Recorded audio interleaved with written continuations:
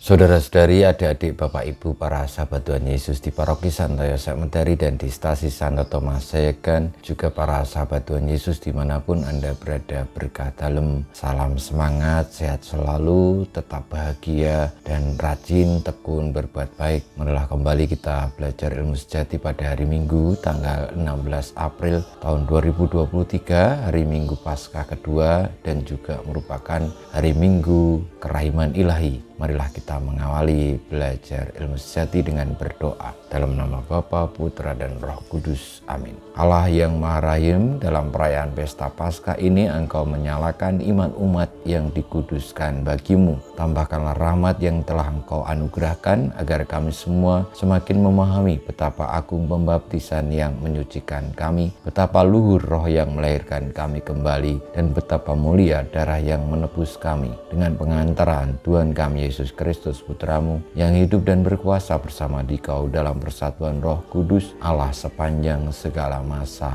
Amin. Para sahabat Tuhan Yesus terkasih, kita akan belajar ilmu sejati dari Injil Yesus Kristus menurut Yohanes bab 20 ayat 19 sampai dengan 31. Setelah Yesus wafat di salib, pada malam pertama sesudah hari Sabat, berkumpullah murid-murid Yesus di suatu tempat dengan pintu-pintu yang terkunci karena mereka takut kepada orang-orang Yahudi. Pada waktu itu datanglah Yesus berdiri di tengah-tengah mereka dan berkata, "Damai sejahtera bagi kamu." Sesudah berkata demikian, Yesus menunjukkan tangan dan lambungnya kepada mereka. Murid-murid itu bersukacita ketika mereka melihat Tuhan. Maka kata Yesus sekali lagi, "Damai sejahtera bagi kamu. Sama seperti Bapa mengutus aku, demikian juga sekarang aku mengutus kamu." Dan sesudah berkata demikian, Yesus mengembusi mereka dan berkata, "Terimalah Roh Kudus. Jikalau kamu mengampuni dosa orang, dosanya diampuni. Dan jikalau kamu menyatakan dosa orang tetap ada, dosanya tetap ada." Pada waktu Yesus datang itu, Thomas, seorang dari ke-12 murid yang juga disebut Didimus, tidak ada bersama-sama mereka. Maka kata murid-murid yang lain kepadanya, "Kami telah melihat Tuhan." Tetapi Thomas berkata kepada mereka, "Sebelum aku melihat bekas paku pada tangannya,